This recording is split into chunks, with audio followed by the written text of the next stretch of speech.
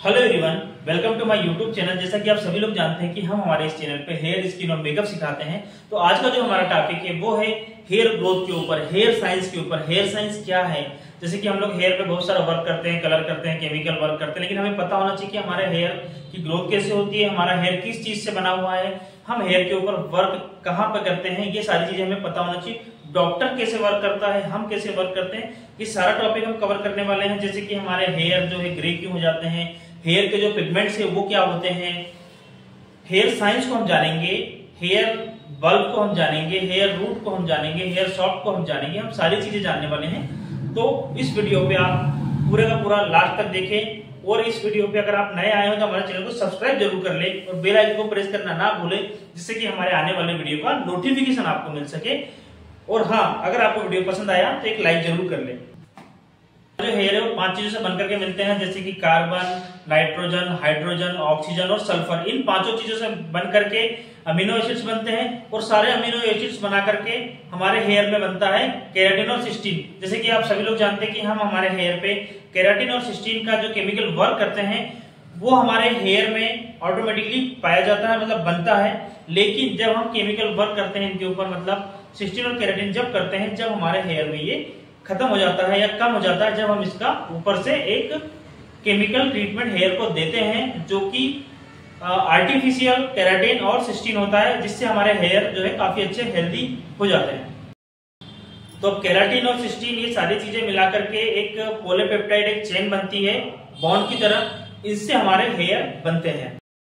तो गाइस अब हम बात करेंगे हेयर फॉलिकल। हेयर फॉलिकल होते क्या है, हेयर फॉलिकल्स से क्या होता है। अब हेयर फॉलिकल्स जो होते हैं, जैसे हमारा स्कैल्प है उसके ऊपर हेयर फॉलिकल्स होते हैं छोटे छोटे, वो हेयर फॉलिकल्स जो होते हैं उन्हीं से हमारी हेयर की ग्रोथ होती है। अगर हम एक तरीके से समझे तो ये हेयर की हमारी जड़ें हैं। हेयर फॉलिकल्स जहां पे हैं वही हेयर उगेंगे कभी भी। जैसे कि हमारी हथेली, यहाँ पे हमें एक भी हेयर फॉलिकल नहीं होता, इसलिए यहाँ पे हमारे कभी भी हेयर नहीं आते। हमारे लिप्स पे हेयर फॉलिकल्स नहीं होते, इसलिए हमारे हेयर वहां पे नहीं आते। हमारे जो हेड है, हमारे जो स्कैल्प है, हमारे स्कैल्प पे 1.5 लाख से लेकर के 2 लाख हेयर फॉलिकल्स होते हैं, जिसकी वजह से हमारे हेयर ग्रोथ होते हैं। जैसे जैसे हमारी एज बढ़ती है, हमारी एज बढ़ते जाएगी, वैसे वैसे हमारे हेयर फॉलिकल्स भी कम हो जाते हैं। इसकी वजह से ही हमारे जो हेयर है वो कम होने लगते हैं। तो गाइस अब हमारे हेयर में होते हैं, हमारे हेयर जो है 2 भागों में बटा हुआ है। सबसे फर्स्ट हमारा होता है हेयर सॉफ्ट और हेयर रूट। अब हेयर सॉफ्ट क्या होता है, हमारा ये ऊपर का एरिया है, ये वाला जहां ये मतलब हमारे जो हेयर निकले हैं, इसको हम बोलते हैं हेयर सॉफ्ट। और हेयर रूट क्या होती है, जो रूट के अंदर जो हमारा हेयर है, ये वाला जो हेयर जो अंदर है, इसको हम बोलते हैं हेयर रूट। हम इसको भी रूट बोलते हैं, जो हमारा स्कैल्प होता है जहां हम वर्क करते हैं। लेकिन हमारा जो ये रूट के अंदर जो होता है, ये हमारा हेयर रूट है। ये हेयर सॉफ्ट हमारा बाहर का हेयर होता है, जो यहाँ से स्कैल्प के बाहर आता है। आपको समझ में आ गया होगा।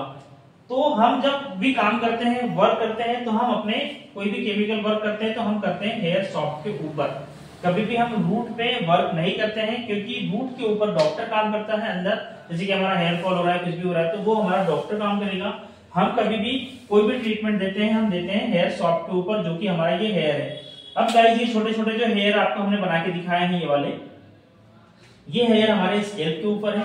और ये हमने पूरा का पूरा एक हेयर बनाया हुआ है, जो कि हमारा ये हेयर है पूरा, जिसके बारे में हम आपको डिटेल में बताने वाले हैं। तो गाइस जैसे कि आप देख सकते हो, ये रूट के ऊपर का जो एरिया है हमारा एपिडर्मिक, जो कि मैंने यहाँ पे मेंशन किया हुआ है, ये एपिडर्मिक है। एपिडर्मिक हमारा ऊपरी हिस्सा होता है, और जो नीचे का होता है हमारा ये होता है डर्मिक एरिया। ठीक है, नीचे डर्मिक क्या होता है, यहाँ पे हमारा जैसे कि डैंड्रफ वगैरह होता है, उस वहां ये एपिडर्मिक के ऊपर होता है हमारा जो डैंड्रफ वगैरह है। ठीक है, जैसे कि हेयर पपीला, ये हेयर पपीला के बारे में हमने यहाँ पे मेंशन किया हुआ है। हेयर पपीला क्या होता है, जैसे कि हम कोई से भी न्यूट्रिशंस खाते हैं, मतलब खाना खाते हैं, तो वहां से हमें न्यूट्रिशंस देने का काम करता है ये हेयर पपीला। ये क्या करता है, हमारे को यहाँ पे न्यूट्रिशन देता है। ऐसे इसके अंदर छोटे छोटे छोटे छोटे हमको न्यूट्रिशंस मिलेंगे, मतलब हमारे हेयर को ब्लड देने का काम करता है ये हेयर पपीला। ये हमारे हेयर को न्यूट्रिशंस देता है। अब ये न्यूट्रिशन देता है तो भी हमारे ये हेयर को डायरेक्ट नहीं मिलते हैं, पहले हमारे को ये न्यूट्रिशन मिलेंगे।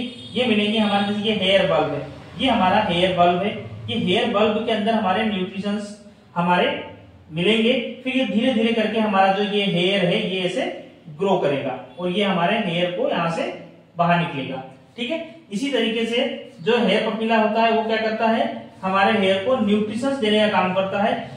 न्यूट्रिशंस हमें मिलता है हेयर बल्ब में, हेयर बल्ब के बाद हमारा हेयर यहाँ से ग्रो करता है, ठीक है। अब जैसे कि हमने हेयर बल्ब के ऊपर बात करेंगे, हेयर बल्ब से हेयर बन गया, ठीक है।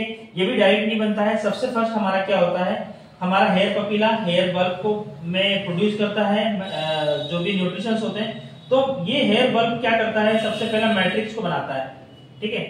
ये मैट्रिक्स क्या करेगा, अब हेयर बल्ब क्या करेगा, हमारे जब हेयर को बनाएगा तो वो क्या करेगा, सबसे फर्स्ट बनाएगा मैट्रिक्स को। मैट्रिक्स जब हेयर बल्ब ने मैट्रिक्स बना दिया तो मैट्रिक्स क्या करेगा, मेलानोस्टेन्स को बनाता है।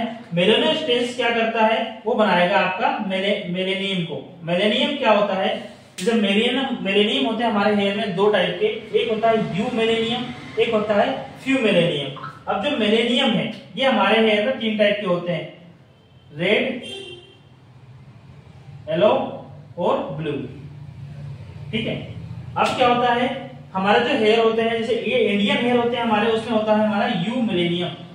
यू मिलेनियम में क्या होता है, हमारे रेड और ब्लू पिगमेंट्स पाए जाते हैं, जिससे कि हमारा जो हेयर है ब्लैक दिखता है, ज्यादा डार्क दिखता है। और जो फॉरेनर के जो हेयर्स होते हैं उसके अंदर होता है फ्यू मिलेनियम, इसमें होता है हमारा येलो और रेड। इसी कारण से उनके जो हेयर है वो हमारे दिखते हैं लाइट। अब जैसे कि हमने यहाँ देखा कि हेयर बल्ब किस तरीके से काम करता है हमारे हेयर में, बहुत ज्यादा इंपॉर्टेंट रोल है उसका, बहुत सारा काम करता है। अब हम आते हैं इरेक्टिव पीलियो मसल्स पे। ये होता है वो मसल्स, ये हमारे हेयर में किस टाइप का काम करता है, ये हमारे हेयर और स्कैल्प में। जैसे कि हमने बहुत बार देखा है कि हमें ठंड लगती है तो हमारे जो रोंगटे हैं खड़े हो जाते हैं, हमारे ये जो हेयर है, ये स्टैंड ऐसे खड़े हो जाते हैं। तो ये किस कारण से होते हैं, ये यहाँ पे जब हमें ठंड लगती है तो हमारा इरेक्टिव पीलियो मसल्स जो होता है ये वर्क करता है, ये जुड़ा होता है सीधे सीधे हमारे स्कैल्प से और हमारे हेयर के फॉलिकल से।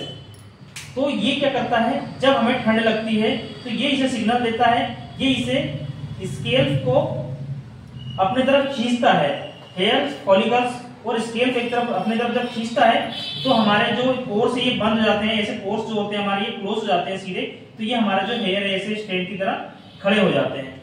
ये हमारा काम करता है इरेक्टिव पीलियो मसल्स, करते हैं हेयर फॉलिकल्स पे। ये जो लाइन होती है हमारी जो मैंने बना के रखी है, ये हमारे हेयर फॉलिकल्स है।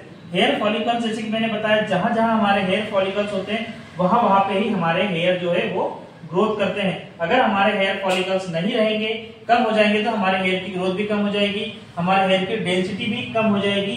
जितने ज्यादा हेयर फॉलिकल्स हैं उतने ज्यादा हमारे हेयर होंगे। अब हम बात करते हैं सीबेशियस ग्लैंड के बारे में। जैसे कि ये सीबेशियस ग्लैंड का ये बनाया हुआ है हमने डिजाइन, ठीक है। ये सीबेशियस ग्लैंड है, ये हमारे हेयर फॉलिकल्स से ही जुड़ा होता है, अटैच होता है। जैसे कि ये हमारा होता है इरेक्टिव पीलियो मसल्स होता है, हमारे फॉलिकल से भी ज्वाइंट है, हमारे स्कैल्प से भी ज्वाइंट है, लेकिन ये हमारे स्कैल्प से ज्वाइंट नहीं है, ये सिर्फ हमारे हेयर के फॉलिकल से ज्वाइंट है। अब ये सीबेशियस ग्लैंड जो होता है ये क्या काम करता है, इसका क्या काम है हमारे हेयर में, इसका काम है हमारे हेयर में जिसको हम बोलते हैं सीबम। सीबम प्रोड्यूस करता है ये हमारे स्कैल्प पे। आपने बहुत बार देखा होगा कि हमारा जो स्कैल्प होता है यहाँ पे बहुत ज्यादा ऑयल आ जाता है, बहुत लोगों के इस टाइप से बहुत सारा ऑयल है या चिपचिपा सा लग रहा है या डैंड्रफ हो रहा है। जैसे कि सीबेशियस ग्लैंड क्या करता है, ऑयल प्रोड्यूस करता है हमारे स्कैल्प को। अगर हमारा ये जो सीबेशियस ग्लैंड है ये अगर सीबम प्रोड्यूस करना बंद कर दे तो हमारे जो हेयर है ये ड्राई होने लगते हैं, ठीक है, हेयर ड्राई हो जाते हैं, है ना। अगर ये बहुत ज्यादा सीबम प्रोड्यूस करने लगता है तो क्या होता है, हमारा हेयर जो हमारा स्कैल्प है बहुत ज्यादा चिपचिपा हो जाता है, वहां डैंड्रफ बहुत ज्यादा होने लग जाता है, हमें बहुत चिपचिपा और बहुत बेकार सा हमें महसूस होता है।